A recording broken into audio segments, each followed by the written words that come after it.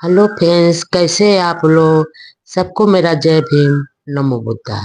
बुद्ध और उनका धम्म। संघ में सभी के लिए द्वार खुले। नंबर 1, संघ का प्रवेश सभी के लिए खुला था। नंबर 2, जात पात का कोई बंधन नहीं था। नंबर 3, लिंग का कोई भेद नहीं था। नंबर 4, हैसियत जैसी कोई बाधा नहीं थी।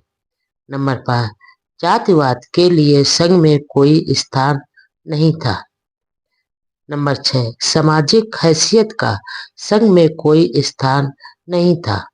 नंबर 7, संघ में सभी एक समान थे। नंबर 8, संघ में सदस्य का दर्जा जन्म से नहीं बल्कि गुणों से निश्चित होता था।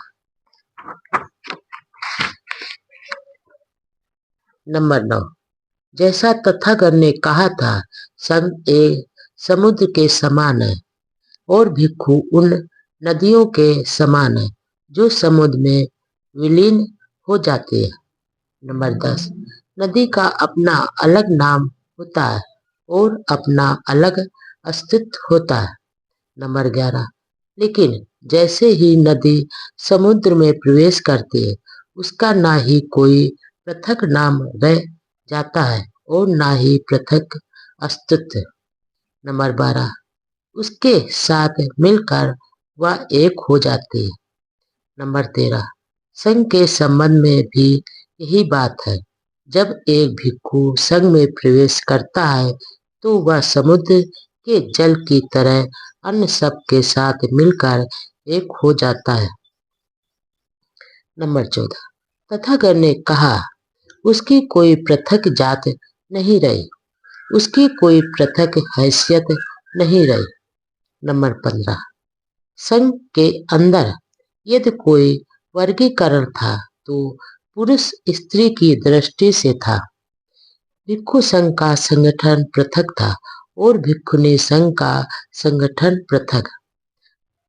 नंबर 16, संघ में प्रवेश पाने वाले दो वर्गों में विभाजित थे, श्रामणेर तथा भिक्षु। नंबर 17, 20 वर्ष से कम आयु वाला कोई भी व्यक्ति श्रामणेर बन सकता था। नंबर 18, 30 शरण तथा 10 शीलों को ग्रहण करने से कोई भी बालक श्रामणेर बन सकता। नंबर 19, मैं बुद्ध की शरण ग्रहण करता हूँ, मैं धम्म की शरण ग्रहण करता हूँ तथा मैं संघ की शरण ग्रहण करता हूँ। ये 3 शरण है। नंबर 20, मैं प्राणी हिंसा से विरत रहूंगा, मैं चोरी नहीं करूंगा, मैं अब्रह्मचार्य से विरत रहूंगा, मैं झूठ नहीं बोलूंगा तथा मैं नशीले पेय पदार्थों से विरत रहूंगा। नंबर 21, मैं विकार भोजन से विरत रहूंगा, मैं नाच गाना बजाना गंदी और अश्लील बातों आदि से विरत रहूंगा, मैं अपने आप को सजाने तथा अलंकृत करने से विरत रहूंगा, मैं ऊंची शैया अर्थात ऐशो आराम से विरत रहूंगा तथा मैं जात रूप रजत सोना चांदी को ग्रहण करने से विरत रहूंगा। नंबर 22, इस प्रकार ये 10 शील है। नंबर 23, एक श्रामणेर जब चाहे संघ छोड़कर ग्रस्त बन सकता है। एक श्रामणेर एक भिक्षु से जुड़ा रहता है और उसका अधिकांश समय उसी की सेवा में व्यतीत होता है। एक प्रकार से उसने प्रवज्ञा नहीं ली होती है। नंबर 14, 2 अवस्थाओं में से गुजरने पर आदमी भिक्षु पद तक पहुंचता है। पहली अवस्था प्रवज्ञा कहलाती है और दूसरी अवस्था उपसंपदा। उपसंपन्न होने पर ही कोई व्यक्ति भिक्षु बनता है। नंबर 25, जो प्रार्थी भिक्षु बनने के उद्देश्य से प्रवज्ञा ग्रहण करना चाहता है, उसे एक भिक्षु की आवश्यकता होती है। जिसे उपाध्याय की भूमिका निभाने का अधिकार होता है। कम से कम 10वीं तक जो भिक्षु रहा हो वही उपाध्याय हो सकता है। नंबर 26, इस प्रकार का प्रार्थी जो उपाध्याय द्वारा स्वीकार कर लिया गया हो परिवाजक कहलाता है और उसे उपाध्याय की सेवा करते हुए उसी के संरक्षण में रहना पड़ता है। नंबर 27, शिक्षण काल समाप्त होने पर उसका उपाध्याय ही अपने परिवाजक का नाम संघ के सामने प्रस्तावित करता है। संघ की विशेष बैठक किसी को उपसंपन्न करने के लिए ही बुलाई जाती है। उपसंपदा के लिए उपसंपदार्थी को स्वयं संघ से प्रार्थना करनी पड़ती है। नंबर 28, संघ पहले इस विषय में अपना संतोष कर लेता है कि प्रार्थी योग्य और सही व्यक्ति है और भिक्षु बनने का अधिकारी है। इसके लिए कुछ निश्चित प्रश्न हैं जिनका प्रार्थी को उत्तर देना पड़ता है। नंबर 29, संघ द्वारा अनुमति देने पर ही उसे उपसंपदा मिलती है और वह भिक्षु बन जाता है। नंबर 30, भिक्षुनी संघ में प्रवेश पाने के नियम भी बहुत कुछ वैसे ही है जैसे भिक्षु संघ में प्रवेश पाने के नियम। नंबर 1, भगवान बुद्ध के श्रावक 2 भागों में विभक्त थे, एक तो भिक्षु और दूसरे गृहस्थ श्रावक जो उपासक कहलाते थे। नंबर 2, भिक्षु एक संघ में संगठित थे किंतु वे गृहस्थ नहीं थे। नंबर 3, बौद्ध भिक्षु मुक्ता एक परिवाजक है या परिवाजक संस्था बौद्ध भिक्षुओं से भी प्राचीन है। नंबर 4, पुराने परिवाजक ऐसे लोग थे जिन्होंने पारिवारिक जीवन त्याग दिया था और या केवल इधर उधर घूमते रहने वालों का एक समूह था। नंबर 5, उनके एक जगह से दूसरी जगह जाने का उद्देश्य था भिन्न भिन्न आचार्यों तथा दार्शनिकों से संपर्क करके सत्य को जानना, उनके प्रवचन सुनना और नीति शास्त्र दर्शन प्रकृति तथा रहस्यवाद आदि विषयों पर उनके साथ चर्चा करना। नंबर 6, कुछ पुराने ढंग के ऐसे परिवाचक भी थे जो एक आचार के अधीन तब तक रहते थे जब तक उनको कोई दूसरा आचार नहीं मिल जाता था। कुछ दूसरे किसी को भी अपना आचार न मानते हुए के अकेले ही रहते थे। नंबर 7, इस पुराने ढंग के परिवाजकों में कुछ स्त्री परिवाजिकाएं भी थी। स्त्री परिवाजिकाएं कभी कभी पुरुष परिवाजकों के साथ रहती थी और कभी कभी अपने आप अकेले ही रहती थी। नंबर 8, इन पुराने ढंग के परिवाजकों का कोई संघ नहीं था, उनके अनुशासन के नियम भी नहीं थे और ऐसा कोई आदर्श भी नहीं था जिसके लिए उन्हें प्रयास करना पड़ता। नंबर 9, इतिहास में पहली बार तथागत ने अपने भिक्षुओं का एक संघ अथवा भ्रात संघ बनाया, उनके लिए अनुशासन के नियम बनाए और आदर्श भी निश्चित किए जिनका उन्हें पालन करना और लक्ष्य प्राप्त करना होता था। सभी प्राणियों के प्रति असीम मैत्री भावना हो। नंबर 1, जब युद्ध में विजयी व्यक्ति शांति स्थापित कर लेता है तो भले ही वह पराजित को दास यानी गुलाम न बनाए फिर भी वह उसे और अपमानित करने को तो अपना अधिकार समझता है।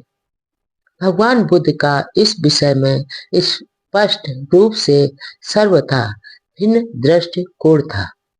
उनका यह मानना था कि यदि शांति का कुछ भी अर्थ है तो उसका यही अभिप्राय होना चाहिए कि विजेता अपना यह कर्तव्य समझे कि वह अपनी विजय का उपयोग पराजित व्यक्ति की सेवा करने में ही करेगा। इस बारे में उन्होंने भिक्षुओं को जो कुछ कहा वह इस प्रकार है।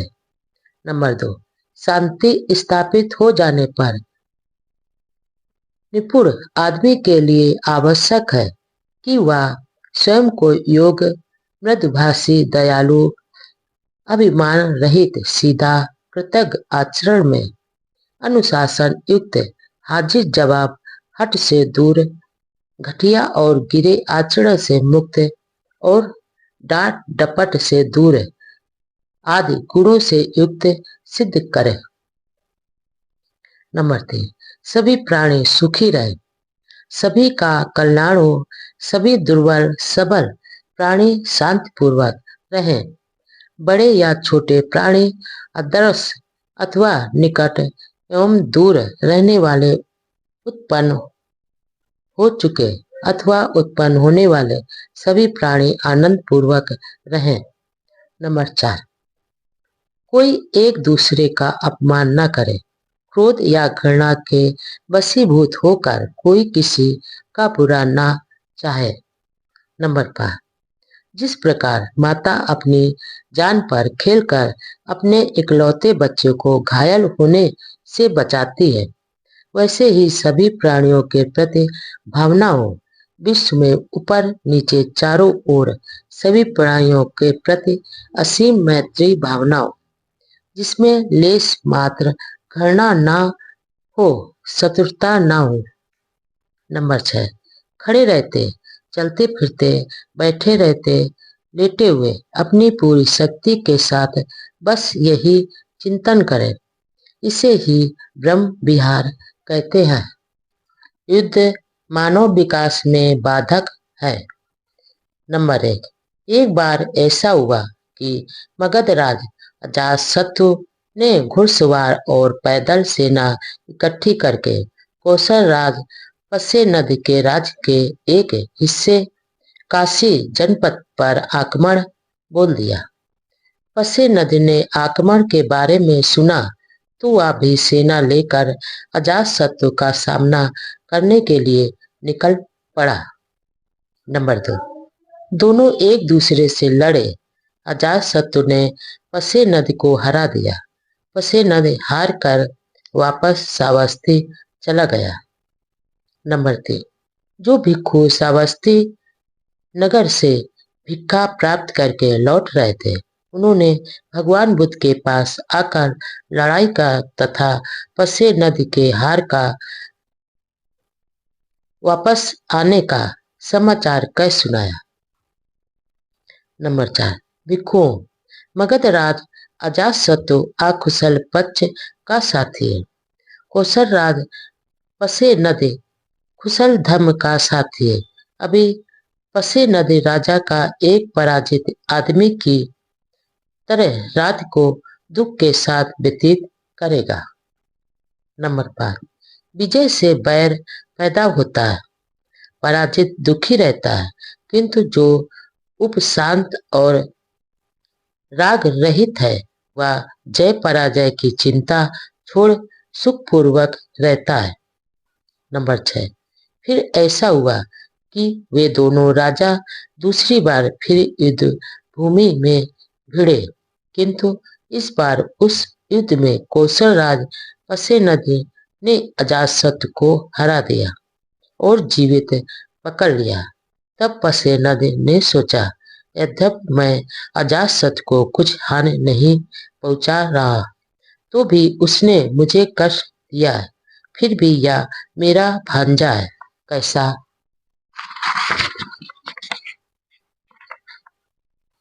रहेगा यदि मैं उसे जीवित छोड़ दूं, किंतु उसकी सारी सेना, हाथी घोड़े रथ और पैदल सेना को अपने अधिकार में ले लूं। उसने वैसा ही किया। नंबर 7, श्रावस्ती में भिक्षा लेकर लौटने पर भिक्षुओं ने आकर तथागत को यह समाचार सुनाया। इस पर तथागत ने कहा, एक आदमी अपने स्वार्थ के लिए दूसरे की यथेच्छ हानि कर सकता है, लेकिन जब उसकी दूसरों द्वारा हानि होती है तो वह लूटने पर फिर से दूसरे की हानि करता है। नंबर 8, जब तक पाप कर्म फल देना आरंभ नहीं करता तब तक मूर्ख आदमी आनंदित होता है, किंतु जब पाप कर्म फल देता है तो वह आदमी दुखी होता है। नंबर 9, हत्यारे को हत्यारा मिल जाता है, दूसरों को हराने वाले को एक दूसरा हराने वाला मिल जाता है, दूसरों को गाली देने वाले को एक गाली देने वाला मिल जाता है। नंबर 10, इस प्रकार कर्म के विकास के फलस्वरूप जो आदमी दूसरे को कष्ट पहुंचाता है वह स्वयं भी कष्ट पाता है। सामाजिक व्यवस्था पर ही निर्भर करती है। नंबर 1, एक समय भगवान बुद्ध राजगृह में गृद्धकूट पर्वत पर ठहरे थे। नंबर 2, उस समय मगध राज वैदेही पुत्र अजातशत्रु बच्चियों पर आक्रमण करना चाहता था। उसने अपने मन में कहा, चाहे वे कितने भी शक्तिशाली क्यों न हो, मैं उन बच्चियों का समूल नाश कर दूंगा। मैं इन वज्जियों को बिल्कुल नष्ट कर डालूंगा। नंबर 3, अतः उसने मगध के प्रधानमंत्री वर्षकार ब्राह्मण को बुलाया और कहा। नंबर 4, ब्राह्मण तुम आओ, अब तुम भगवान बुद्ध के पास जाओ और मेरी ओर से उनके चरणों में अभिवादन करना, फिर उनका कुशल समाचार पूछना कि वे निरोग और स्वस्थ तो हैं और आनंद पूर्वक तो रह रहे हैं। नंबर 5, और जब उनसे कहना कि मगधराज वैदेही पुत्र अजातशत्रु वज्जियों पर आक्रमण करना चाहता है, चाहे वो कितने ही शक्तिशाली क्यों न हो, वह उन वज्जियों का सर्वनाश करके ही रहेगा। नंबर 6, ऐसा कहने पर तथागत जो कुछ भी कहें उसे ध्यानपूर्वक सुनना और आकर मुझे बताना, क्योंकि बुद्धों का कथन कभी असत्य नहीं होता। नंबर 7, वर्षकार ब्राह्मण ने राजा के वचनों को सुना और कहा, जैसा आप चाहते हैं वैसा ही होगा। अनेक सुंदर सुंदर रथ जितवाकर वह गृद्धकूट पर्वत पर जा पहुंचा। नंबर 8, वहां पहुंचकर वर्षकार ब्राह्मण ने तथागत को अभिवादन किया, उनका कुशल समाचार पूछा और राजा की आज्ञा के अनुसार मगधराज का संदेश तथागत को दिया। नंबर 9, उस समय आनंद महाथेर तथागत के पीछे खड़े थे। तथागत ने आनंद को संबोधित किया, आनंद, क्या तुमने सुना है कि वज्जीगण प्रायः अपनी सार्वजनिक बैठकें करते रहते हैं? नंबर 10, आनंद महाथेर ने उत्तर दिया, हाँ भगवान, मैंने ऐसा सुना है। नंबर 11, तथागत ने आगे कहा, आनंद, जब तक वज्जीगण अपनी सार्वजनिक बैठकें करते रहेंगे तब तक उनका पतन नहीं होगा बल्कि समृद्धि ही होगी। नंबर 12, आनंद, जब तक वज्जीगण मिलजुल कर व्यापक स्तर और समय पर सार्वजनिक बैठकें करते रहेंगे तब तक उनका पतन नहीं होगा बल्कि समृद्धि ही होगी। नंबर 13, आनंद, जब तक वे पूर्ण स्थापित नियमों के स्थान पर कुछ नया नहीं बनाएंगे, प्राचीन समय से चली आ रही वज्जियों की प्रथा के अनुसार कार्य करते रहेंगे। नंबर 14, जब तक वे अपने ज्येष्ठ वज्जियों का आदर सत्कार करते रहेंगे, उनकी आवश्यकताएं पूरी करते रहेंगे और उनकी बातों को महत्व देना अपना कर्तव्य समझते रहेंगे। नंबर 15, जब तक वे अपने वज्जीगण की किसी वज्जी लड़की या स्त्री को बलपूर्वक या अपहरण करके अपने पास नहीं रोकेंगे। नंबर 16, जब तक वज्जीगण अपने धर्म का आदर और पालन करते रहेंगे। नंबर 17, आनंद, तब तक वज्जियों की वृद्धि ही होती रहेगी, उनका पतन नहीं होगा और कोई उनका नाश भी नहीं कर सकता। नंबर 18, संक्षेप में भगवान बुद्ध ने कहा कि जब तक वज्जीगण प्रजातंत्र में विश्वास करते हैं और प्रजातात्मिक ढंग से कार्य करते हैं, तब तक उनके गणराज को कोई खतरा नहीं है। नंबर 19, तब तथागत ने वर्षकार को इस प्रकार संबोधित करते हुए कहा। नंबर 20, हे ब्राह्मण, जब एक बार मैं वैशाली में ठहरा हुआ था, तब मैंने वज्जियों को ये कल्याणकारी बातें सिखाई थी। नंबर 21, ब्राह्मण बोला, तो हम वज्जियों के कल्याण की ही आशा कर सकते हैं और नत्य कि नहीं, जब तक वे इन शिक्षाओं का पालन करते हैं। वे हे गौतम, तब तो मगधराज वज्जियों को नहीं जीत सकता। नंबर 22, इस प्रकार वर्षकार ब्राह्मण तथागत के वचन सुन अपने आसन से उठकर राजगृह वापस लौट गया, जहां उसने मगधराज को यह सब कह सुनाया जो उसने तथागत से सुना था। में यदि राजा सदाचारी है तो उसकी प्रजा भी सदाचारी होगी। नंबर 1, एक बार भगवान बुद्ध ने भिक्षुओं को संबोधित करते हुए कहा। नंबर 2, भिक्षुओं, जब राजा दुराचारी हो जाते हैं तो उनके मंत्रीगण और अधिकारीगण भी दुराचारी हो जाते हैं। जब मंत्रीगण और अधिकारीगण दुराचारी हो जाते हैं तो ब्राह्मण और गृहपति भी दुराचारी हो जाते हैं। जब ब्राह्मण और गृहपति दुराचारी हो जाते हैं तो नगर और गांव के लोग भी दुराचारी हो जाते हैं। नंबर 3, लेकिन भिक्षुओं, जब राजा सदाचारी होते हैं तो उनके मंत्रीगण और अधिकारीगण भी सदाचारी होते हैं। जब मंत्रीगण और अधिकारी सदाचारी होते हैं तो ब्राह्मण और गृहपति भी सदाचारी हो जाते हैं। जब ब्राह्मण गृहपति सदाचारी होते हैं तो नगरों के नागरिक और ग्रामीण लोग भी सदाचारी हो जाते हैं। नंबर 4, जब गाय नदी पार कर रही होती है, जब यदि बूढ़ा बैल गलत रास्ते पर चल देता है तो उसका अनुकरण करती हुई सब गायें भी गलत पथ पर चल देती है। इसी प्रकार आदमियों में जब मुखिया कुटिल होता है तो अन्य लोग भी कुटिल हो जाते हैं। नंबर 5, इसी प्रकार जब राजा पथभ्रष्ट होता है तो समस्त राज्य दुखी होता है। जब गाय नदी पार करती हो और बैल सीधा जाए तो सभी गायें भी उसका अनुकरण करते हुए सीधी जाती हैं, क्योंकि उसका मार्ग सीधा होता है।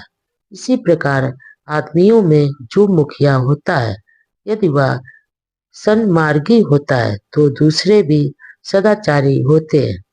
जब राजा धार्मिक होता है तो सारा राज्य सुखी रहता है। में सामाजिक राजनीतिक प्रश्नों पर धर्मोपदेश। राजकुमारों की कृपा पर निर्भर मत रहो, साधन संपन्न लोगों की कृपा की आस मत रखो। नंबर 1, एक बार भगवान बुद्ध राजगृह में क्यूनाराम में कलंकदक निवाप में ठहरे हुए थे। नंबर 2, उस समय राजकुमार अजातशत्रु द्वारा देवदत्त का समर्थन किया जा रहा था, जो भगवान बुद्ध का विरोधी बन गया था। नंबर 3, वह सुबह शाम देवदत्त के समर्थकों का अवलंबन बना हुआ था और 500 गाड़ियों में भोजन भरे 500 बर्तन लादकर उन तक पहुंचाता था। नंबर 4, तब बहुत से भिक्षु तथागत के पास आए, उनका अभिवादन किया और एक ओर बैठ गए। एक ओर बैठे हुए उन भिक्षुओं ने ये सभी बातें तथागत को बताई।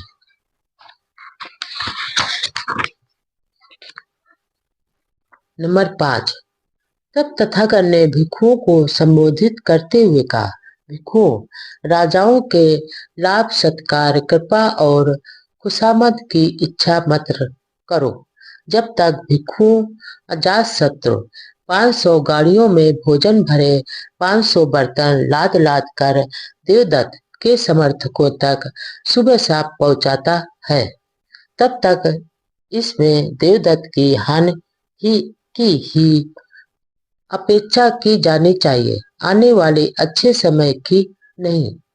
नंबर 6, भिक्षुओं, यदि कोई किसी पागल कुत्ते की नाक तक कलेजी के टुकड़े को ले जाए तो वह कुत्ता और भी अधिक पागल हो जाएगा।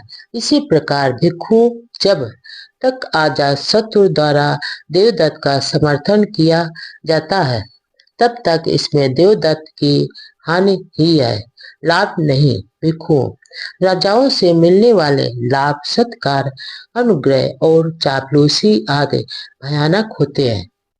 नंबर 7, वे शांति प्राप्ति के मार्ग की बहुत ही कटु दुखद बाधाएं हैं। नंबर 8, इसलिए भिक्षुओं, तुम्हें अभ्यास करना चाहिए कि जब हमें राजाओं से लाभ सत्कार कृपा और खुशामद और भेंट मिलेगी, हम उन्हें स्वीकार करेंगे, और जब वह सिर पर आ ही पड़े तो वे हमें जकड़ नहीं पाएंगे। हमारे हृदय में उनका कोई स्थान नहीं होगा और वे हमें राजकुमारों का गुलाम नहीं बना सकेंगे। पवित्र जीवन क्या है? नंबर 1, एक बार जब भगवान बुद्ध चारका कर रहे थे, उन्होंने अपने व्यवहार के अनुसार साथ में चल रहे भिक्षुओं को इस प्रकार उपदेश दिया। नंबर 2, भिक्षुओं, यह पवित्र जीवन लोगों को ठगने के लिए नहीं है, ना ही उनकी कृपा लाभ प्रशंसा प्राप्त करने के लिए है, ना ही विवाद की स्थिति में परेशानियों से उबरने के लिए उनका अनुग्रह प्राप्त करने के लिए है, ना ही यह इच्छा करने के लिए कि लोग जान जाएंगे कि यह अमुक है। इस पवित्र जीवन में इस प्रकार अभ्यास किया जाता है कि शरीर और वाणी को संयत रखा जाए, आश्रयों को दूर किया जाए तथा राग से विमुक्त और तृष्णा का क्षय किया जाए। स्नान से नहीं, धम्म से शरीर स्वच्छ व निर्मल होता है। नंबर 1, एक बार भगवान बुद्ध श्रावस्ती में विहार कर रहे थे। उस समय संगारव ब्राह्मण भी वहीं रह रहा था। वह पानी से शुद्धि मानने वाला था और पानी से शुद्धि का अभ्यास करता था। प्रायः रात दिन स्नान करना ही उसकी आदत बन गई थी।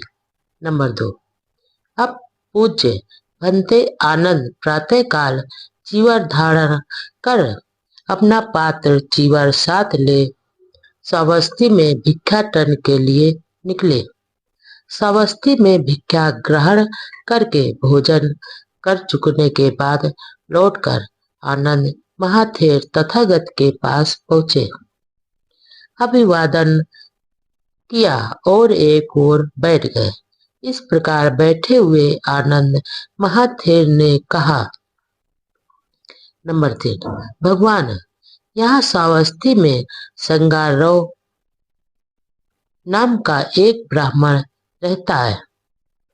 वह पानी से शुद्धि में विश्वास रखता है और पानी से शुद्धि का अभ्यास करता है।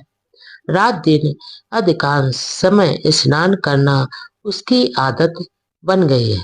भगवान, अच्छा हो यदि आप संगारोह ब्राह्मण पर अनुकंपा करके उससे भेंट करने चले। नंबर 4, तथागत ने मौन रहकर अपनी स्वीकृति दी। नंबर 5, दूसरे दिन प्रातःकाल तथागत अपना चीवर पहन पात्र चीवर साथ ले संगारोह ब्राह्मण के घर जा पहुंचे। वहां पहुंचकर वे अपने लिए बिछाए गए आसन पर बैठ गए। नंबर 6, संगारोह ब्राह्मण तब तथागत के पास आया और उनका अभिवादन करके एवं कुशल क्षेम पूछकर एक ओर बैठ गया।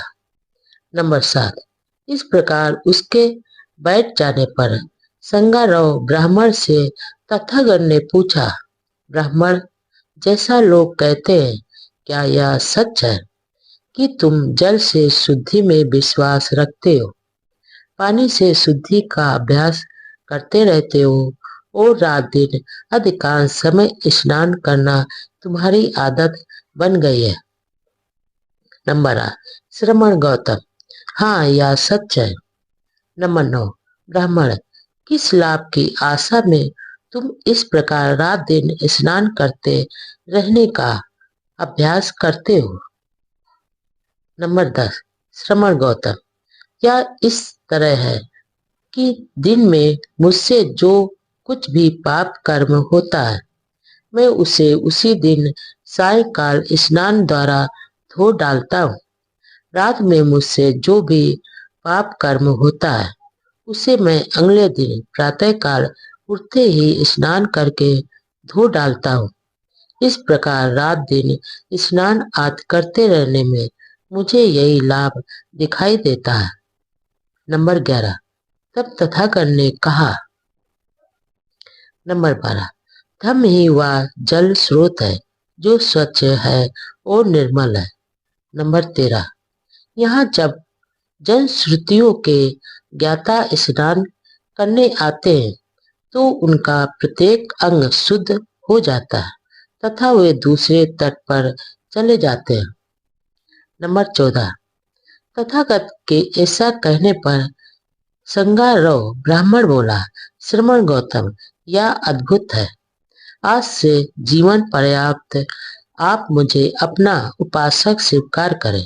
मैं आपकी शरण में आता हूँ। भोजन नहीं, पवित्र कर्मों का महत्व है। नंबर 1, आमगंध नाम का एक ब्राह्मण तपस्वी अपने शिष्यों के साथ हिमालय में रहता था। नंबर 2, वे ना तो मछली और ना ही मांस खाते थे। प्रतिवर्ष वे कुछ नमक खटाई की खोज में अपने आश्रम से नीचे उतरकर बस्ती में आते थे। गांव के लोग उनका आदरपूर्वक स्वागत करते थे और 4 महीने तक लगातार उनका आतिथ्य करते थे। नंबर 3, तब एक बार भिक्षुओं सहित भगवान बुद्ध भी उसी गांव में आए तो लोग तथागत का धम्मोपदेश सुनकर उनके श्रवक बन गए। नंबर 4, सदा की भांति उस वर्ष तपस्वी आमगंध और उसके शिष्य भी उस गांव में आए, किंतु गांव के लोगों ने उसी उत्साह से उनका स्वागत नहीं किया। नंबर 5, आमगंध को यह जानकर निराशा हुई कि तथागत ने मछली और मांस के भोजन का निषेध नहीं किया।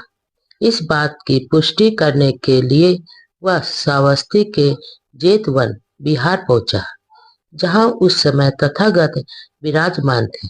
वह बोला।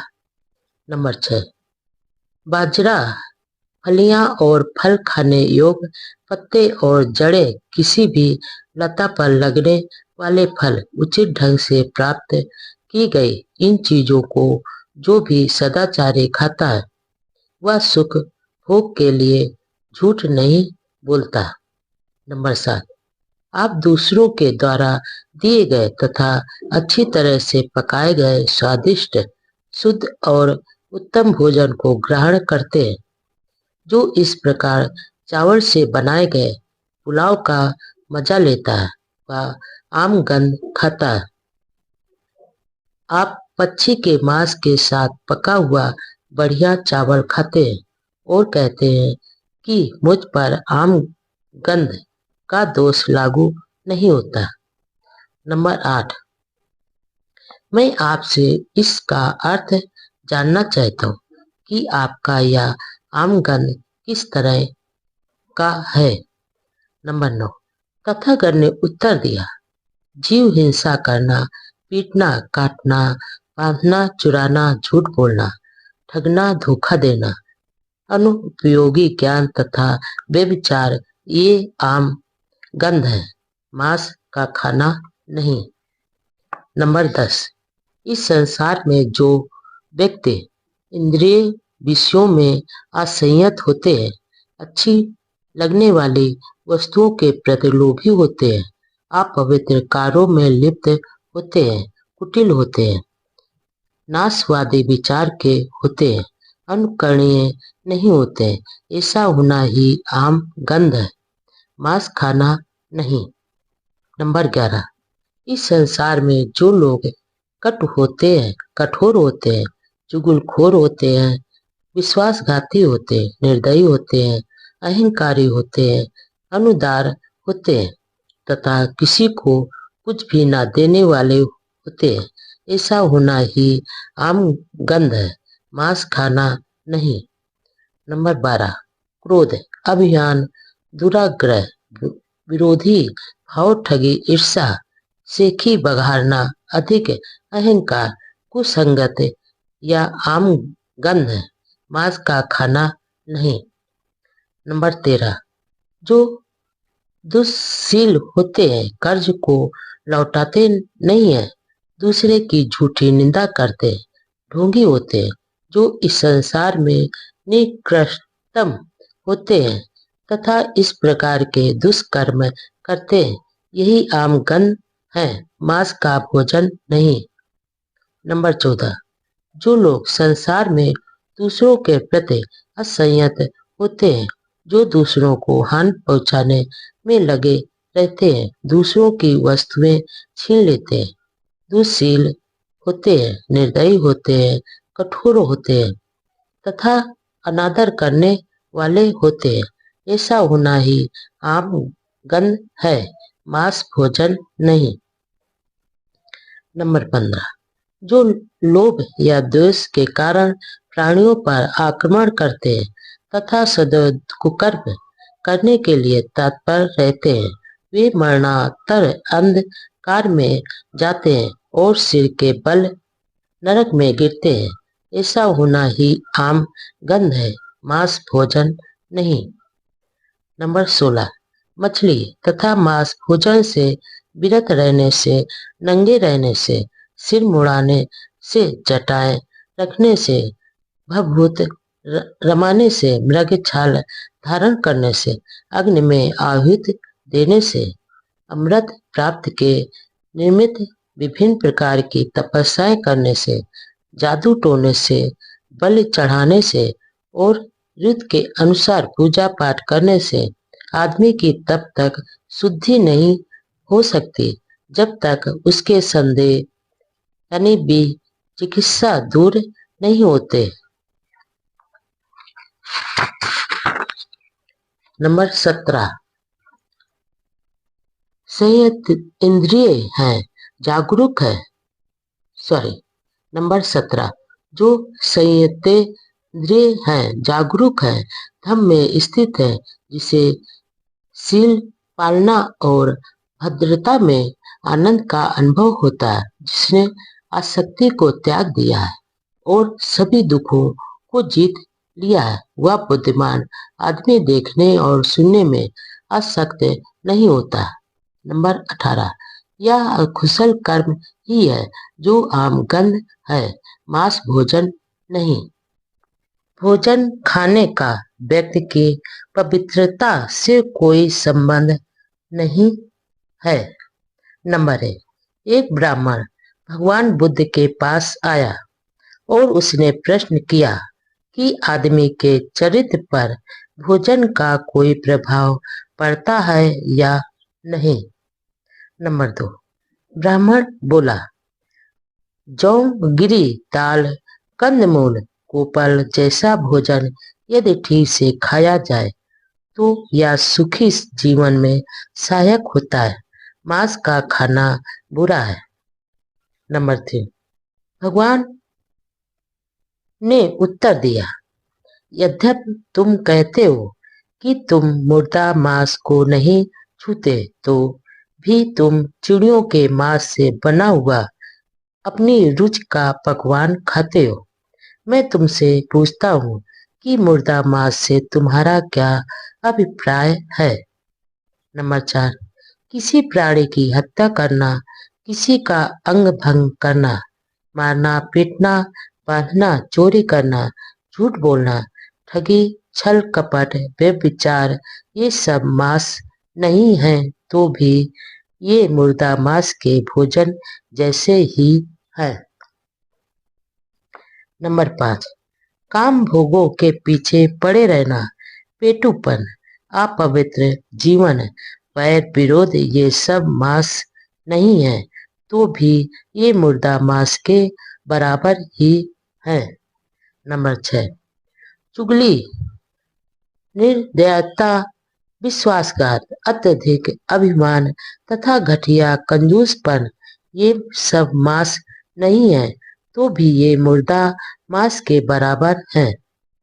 नंबर 7, क्रोध, अहंकार, विद्रोह, चालाकी, ईर्ष्या, डींग हाँकना, अहंकार, कुसंगत, ये सब मांस नहीं है तो भी ये मुर्दा मांस के बराबर है। नंबर 8, हीन जीवन, झूठी निंदा, छल कपट, धोखाधड़ी, चालबाज की युक्ति, बदनामी, ये सब मांस नहीं है तो भी ये मुर्दा मांस के बराबर है। नंबर 9, भावावेश में हत्या तथा चोरी करना, ये अपराध सर्वनाश से भरे हैं और नरक के द्वार है। ये मांस नहीं है तो भी ये मुर्दा मांस के बराबर है। नंबर 10, न ही मांस और मच्छी आहार के त्याग से, न ही नग्न रहने से, न ही चोटी रखने से, न ही मुंडे रहने से, न ही मृग छाल पहनने से, न ही अग्नि पूजा से, न ही भविष्य के सुख के लिए तपस्या करने से, न ही धोने से, न ही यज्ञ हवन से और न ही धार्मिक अनुष्ठान से वह व्यक्ति स्वच्छ हो सकता है, जिसमें संदेह भी चिकित्सा है। नंबर 11, अपनी इंद्रियों को संयत रखो, अपने ऊपर काबू रखो, सत्य का पालन करो और दयावान रहो। जो शांत पुरुष सब बंधनों को तोड़ देता है और सब बुराइयों को समाप्त कर लेता है, वह सब कुछ देख सुनकर भी निष्कलंक अनासक्त रहता है। नंबर 12, तथागत से इस ऊंचे त्राण यानी रक्षा करने वाले सत्य धर्म की देशना सुनकर ब्राह्मण ने मुर्दा मांस की निंदा की और सभी बुराइयों का परित्याग करके तथागत के समक्ष विनम्रता पूर्वक झुककर वही प्रवज्जा हेतु याचना की। ईश्वर से प्रार्थनाएं और याचनाएं करना बेकार है। नंबर 1, एक बार भगवान बुद्ध ने वह सेठ से बातचीत करते हुए कहा। नंबर 2, यदि यह अचिरवती नदी ऊपर तक लबालब भरी हो और एक आदमी जिसे नदी के दूसरे तट पर काम हो, वह आए और इसे पार करना चाहे। नंबर 3, और किनारे पर खड़ा होकर वह दूसरे किनारे का आवाहन करे, हे उधर के किनारे इस ओर आओ, हे उधर के किनारे इधर आओ। नंबर 4, हे वाह सेठ, तुम क्या समझते हो कि आदमी के प्रार्थना करने से और आवाहन करने से, आशा करने से, स्तुति करने से क्या वह दूसरा किनारा उधर से इधर चला आएगा? नंबर 5, ठीक इसी प्रकार वह सेठ, 3 वेदों के जानकर ब्राह्मण उन गुणों के अभ्यास को छोड़कर जो वास्तव में किसी को सच्चा ब्राह्मण बनाते हैं, और उन 2 गुणों का अभ्यास करके जो व्यक्ति को आप ब्राह्मण बनाते हैं, ऐसी प्रार्थनाएं करें। नंबर 6, हे इंद्र, हम तेरा आवाहन करते हैं, हे ब्रह्मा, हम तेरा आवाहन करते हैं, हे ईशान, हम तेरा आवाहन करते हैं, हे प्रजापति, हम तेरा आवाहन करते हैं, हे ब्रह्म, हम आवाहन करते हैं, आवाहन करते हैं, आवाहन करते हैं। नंबर 7, वह सेठ, वास्तव में ऐसी प्रार्थना, ऐसा आवाहन, ऐसी आशा और ऐसी स्तुति करने के कारण ये ब्राह्मण अपनी मृत्यु के बाद क्या ब्रह्मा में लीन हो जाएंगे? निश्चय से इन कारणों से ऐसा हो ही नहीं सकता। मृत्यु के बाद के जीवन की चिंता व्यर्थ है। नंबर 1, एक बार पूज्य भिक्षु महाकश्यप तथा भंते सारपुत्र वाराणसी के पास ऋषि पतन के मृग दांव में ठहरे हुए थे। नंबर 2, भंते सारपुत्र शाम के समय ध्यानावस्था से उठकर भंते महाकश्यप के पास गए और एक ओर बैठ गए। नंबर 3, इस प्रकार बैठे हुए सारपुत्र ने भंते महाकश्यप से कहा, कश्यप, क्या तथागत मृत्यु के पश्चात रहते हैं? नंबर 4, भगवान बुद्ध ने यह व्यक्त नहीं किया कि तथागत मृत्यु के बाद रहते हैं। नंबर 5, तब क्या तथागत मृत्यु के बाद रहते भी हैं और नहीं भी रहते हैं? नंबर 6, भगवान बुद्ध ने यह भी व्यक्त नहीं किया कि तथागत रहते भी हैं और नहीं भी रहते हैं। नंबर 7, तो क्या तथागत मृत्यु के बाद नहीं भी रहते? भगवान बुद्ध ने यह भी व्यक्त नहीं किया है। नंबर 8, किंतु तथागत ने इसे अव्यक्त क्यों रखा? नंबर 9, यह एक ऐसा प्रश्न है जिसका मानवता के लाभ से अथवा श्रेष्ठ जीवन के आरंभिक सिद्धांत से कोई भी संबंध नहीं है। इससे न ही पूर्ण प्रज्ञा और न ही निर्वाण प्राप्त किया जा सकता। यही कारण है कि तथागत ने इसे अव्यक्त रखा है। जीवन में सम्यक दृष्टि का प्रथम स्थान क्यों है? नंबर 1, अष्टांगिक मार्ग में सम्यक दृष्टि श्रेष्ठतम है। नंबर 2, सम्यक दृष्टि श्रेष्ठ जीवन के प्रत्येक अंग की भूमिका है, चाबी है और ज्ञान का बोध कराती है। नंबर 3, और सम्यक दृष्टि यानी प्रज्ञा की जानकारी का न होना सभी बुराइयों की जड़ है। नंबर 4, सम्यक दृष्टि के विकास के लिए आवश्यक है कि आदमी जीवन की प्रत्येक घटना को सम उत्पन्न जाने। सम्यक दृष्टि रखने का अर्थ है प्रत्यय सम उत्पाद यानी कार्य कारण के नियम को जान लेना। नंबर 5, भिक्षुओं, जो कोई भी व्यक्ति मिथ्या दृष्टि रखता है, मिथ्या संकल्प रखता है मिथ्या वाणी रखता है, मिथ्या जीविका रखता है, मिथ्या प्रयास करता है, मिथ्या स्मृति तथा मिथ्या चिंतन करता है, जिसका ज्ञान और भी मुक्त मिथ्या रहती है।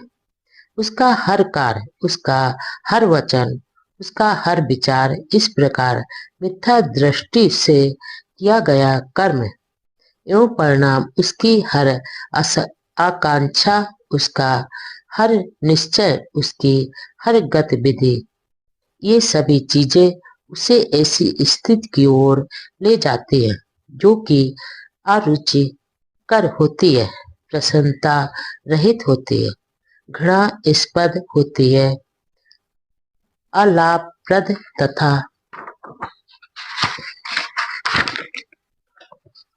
दुखद होती है। ऐसा क्यों? मिथ्या दृष्टि के कारण। नंबर 6, ठीक, आचरण ही पर्याप्त नहीं है। एक छोटे बालक का आचरण ठीक हो सकता है, किंतु इसका यह अर्थ नहीं कि उसे ठीक आचरण का ज्ञान है।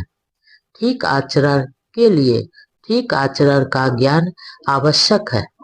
नंबर 7, आनंद किसे अर्थात भिक्षु कहा जा सकता है? अर्थात भिक्षु से ही कहा जा सकता है जिसने पूर्ण ज्ञान प्राप्त कर लिया है कि विवेक से क्या संभव और विवेक के अभाव में क्या असंभव है। 5 बंधन। नंबर 1, एक बार तथागत सावस्ती में अनाथ पिंडक के जेठ वनाराम में विहार कर रहे थे। तब तथागत ने भिक्षुओं को संबोधित किया। भिक्षुओं, भदंत कहकर भिक्षुओं ने उत्तर दिया। तब तथागत ने इस प्रकार कहा। नंबर 2, भिक्षुओं, मेरे द्वारा बताए गए उन 5 बंधनों का ध्यान रखो जो आदमी को नीचे की ओर ले जाते हैं। नंबर 3, इस पर भिक्षु मालूक्य पुत्र ने तथागत से इस प्रकार निवेदन किया। नंबर 4, भगवान, मैं उन 5 बंधनों का ध्यान रखता हूँ। नंबर 5, मालूक्य पुत्र, तू उन 5 बंधनों का किस प्रकार ध्यान रखता है?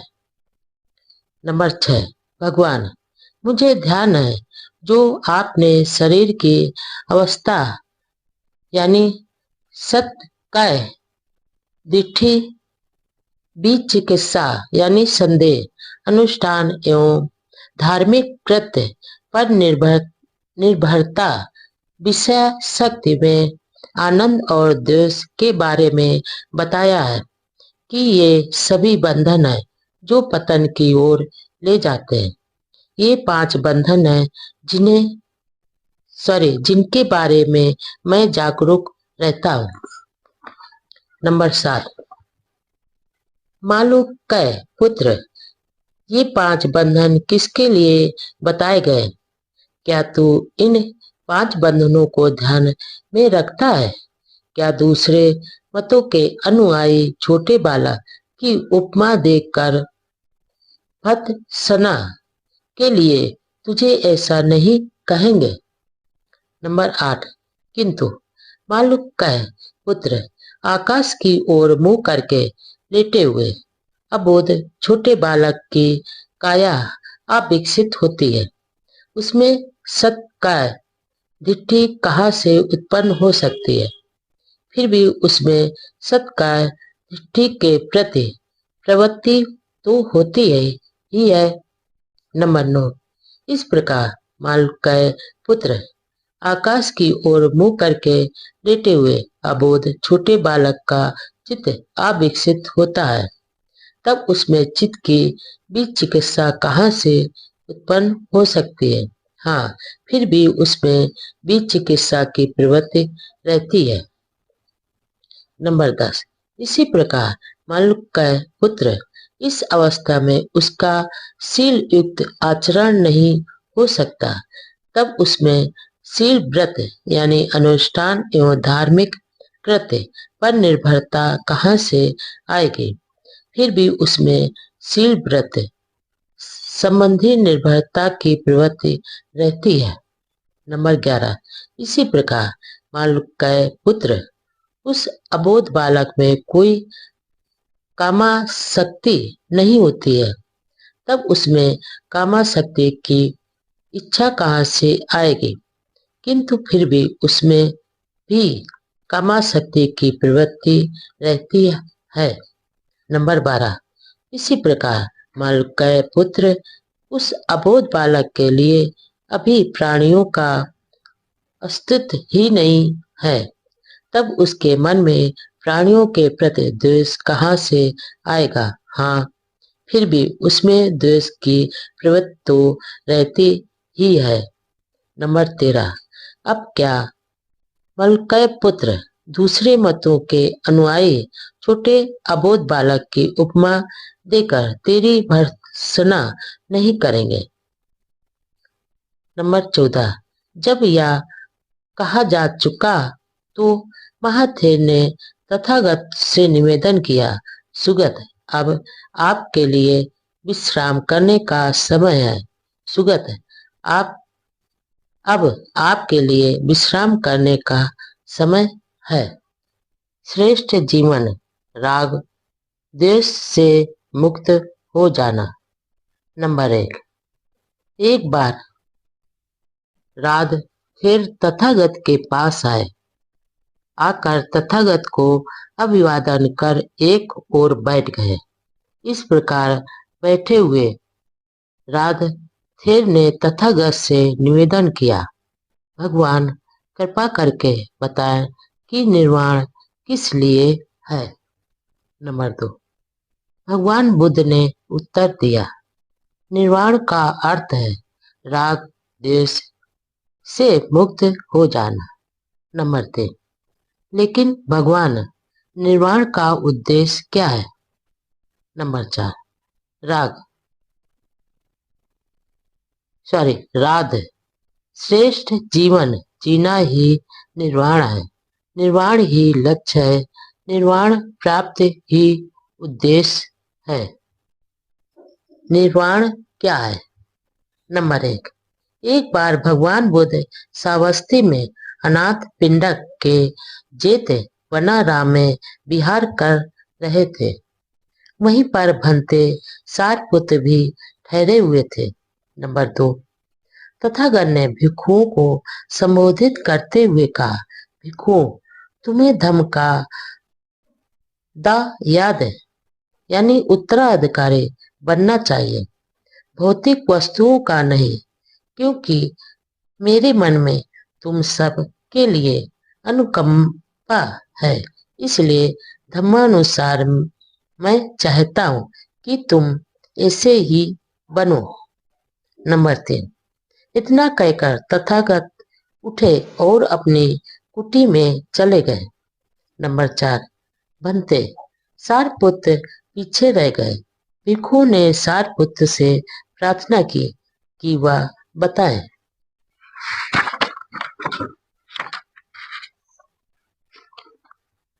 कि निर्वाण क्या है।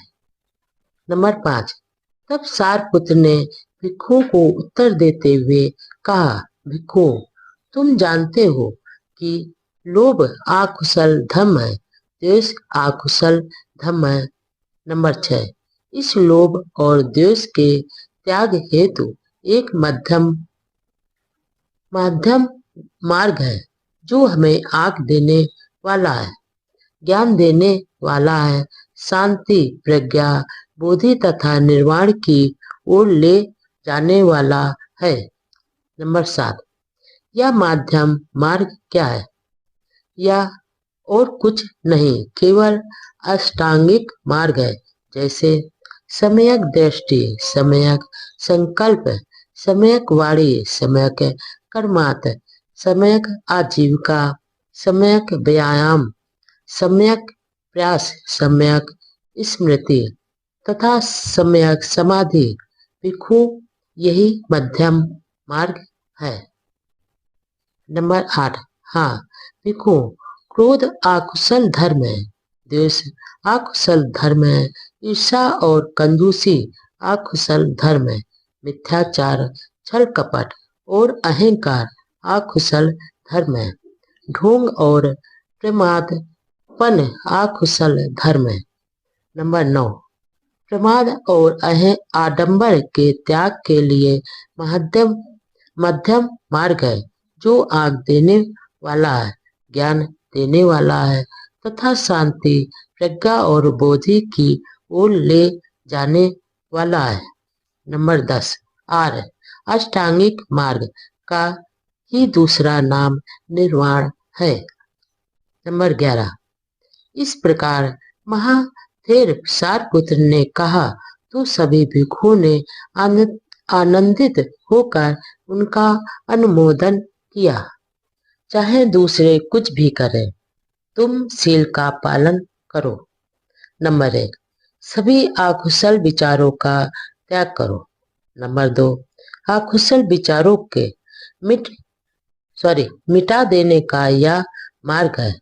नंबर 3, तुम्हें यह संकल्प करना होगा कि चाहे दूसरे लोग हानि करने वाले हों, किंतु तुम किसी को हानि नहीं पहुंचाओगे। नंबर 4, चाहे दूसरे हिंसा करें, किंतु तुम कभी हिंसा नहीं करोगे। नंबर 5, चाहे दूसरे चोरी करें, किंतु तुम कभी चोरी नहीं करोगे। नंबर 6, चाहे दूसरे पवित्र जीवन व्यतीत न कर रहे हों, किंतु तुम पवित्र जीवन व्यतीत करोगे। नंबर 7, चाहे दूसरे किसी की निंदा करें, विरुद्ध बोले, व्रत बोले, किंतु तुम ऐसा कुछ नहीं बोलोगे। नंबर 8, चाहे दूसरे झूठ बोले, निंदा करें, दोषारोपण करें अथवा बकवास करें, लोभ लालच करें, किंतु तुम किसी प्रकार का लोभ लालच नहीं करोगे। नंबर 9, चाहे दूसरे अहितकर हो, किंतु तुम अहितकर नहीं होगे। नंबर 10, चाहे दूसरे असम्यक दृष्टि रखते हो, उनके असम्यक संकल्प हो, असम्यक अपवाड़ी हो, असम्यक कर्मात हो, असम्यक आजीविका हो, असम्यक व्यायाम यानी प्रयास हो, संयम स्मृति हो और असम्यक समाधि हो, किंतु तुम आवश्यक रूप में श्रेष्ठ अष्टांगिक मार्ग का पालन करते हुए सम्यक दृष्टि, सम्यक संकल्प, सम्यक वाणी, सम्यक कर्मात, सम्यक आजीविका, सम्यक व्यायाम, सम्यक स्मृति और सम्यक समाधि को अंगीकार करोगे। नंबर 12, चाहे दूसरे आर्य सत्यों और मुक्ति के बारे में गलत धारणा रखते हो, किंतु तुम सत्यों और मुक्ति के बारे में सम्यक यानी सही धारणा रखोगे। नंबर 13, चाहे दूसरे आलस और जड़ता से युक्त हो, किंतु तुम आलस और जड़ता से मुक्त रहोगे। नंबर 14, चाहे दूसरे अभिमानी हो, किंतु तुम भी नम्र रहोगे। नंबर 15, चाहे दूसरे भी चिकित्सा युक्त संदेह युक्त हो, किंतु तुम भी चिकित्सा मुक्त रहोगे। नंबर 16, चाहे दूसरे क्रोधी हो, दुष्ट हो, देशी हो, ईर्ष्यालु हो, कंजूस हो, लोभी हो, ढोंगी हो, ठग हो, वंचक हो, उदंड हो, दुशासी हो, किसी नीति के मानने वाले न हो, अशिक्षित हो, जड़ हो, भ्रमित हो तथा अज्ञा हो, तुम इस सब के विपरीत सही रहोगे। सन्मार्ग पर चलने के लिए किसी साथी की प्रतीक्षा आवश्यक नहीं। यदि अच्छा साथी नहीं मिले तो सन्मार्ग पर अकेले चलो। नंबर 1, जिस प्रकार हाथी युद्ध में धनुष से छोड़े गए बाणों को सहन करता है, उसी प्रकार मुझे दुष्टों के दुर्वचनों को सहन करना चाहिए, क्योंकि संसार में दुशीलों की कमी नहीं है। नंबर 2, हाथी को प्रशिक्षित करके उसे युद्ध में ले जाया जाता है। प्रशिक्षित यानी पालतू। हाथी की पीठ पर राजा बैठता है, इसलिए प्राणियों में वही प्रशिक्षित यानी शांत व्यक्ति है, जिसे कोई कटु वचन विचलित नहीं करता। नंबर 3, प्रशिक्षित खच्चर अच्छे होते हैं। सिंधु नस्ल के प्रशिक्षित श्रेष्ठ अश्व अच्छे होते हैं। प्रशिक्षित बलशाली हाथी अच्छा होता है। स्वयं संयत व्यक्ति सभी प्राणियों में श्रेष्ठ होता है। नंबर 4, ऐसे श्रेष्ठ वाहन भी हमें निर्वाण पथ पर आगे ले जाने में सहायक नहीं हो सकते। हम स्वयं निर्भर, स्वयं संयत होकर ही निर्वाण पथ पर अग्रसर हो सकते हैं। नंबर 5, अप्रमाद में रहकर आनंद प्राप्त करो। अपनी स्मृति के प्रति जागरूक रहो, कभी प्रमाद मत करो। स्वयं को कुपथ से हटाकर सुपथ पर लाओ, जैसे हाथी को दलदल से निकाल रहे हो। नंबर 6, यदि तुम्हें कोई श्रेष्ठ दृढ़ बुद्धिमान साथी मिल जाए तो अपनी सभी चिंताओं को छोड़कर उसके साथ प्रसन्नता पूर्वक विचरण करो। नंबर 7, यदि तुम्हें कोई श्रेष्ठ दृढ़ बुद्धिमान साथी नहीं मिले तो जिस प्रकार शत्रु द्वारा पीछा किए जाने पर राजा सीमा को छोड़कर चला जाता है, उसी प्रकार तुम भी जंगल में अकेले विचरण कर रहे हाथी की तरह एकांत में चले जाओ। नंबर 8, एकांत का जीवन उत्तम है। मूर्खों का साथ अच्छा नहीं हो सकता। अकेले रहो, कोई पाप कर्म मत करो। अल्प असत्ताओं के साथ अकेले रहो।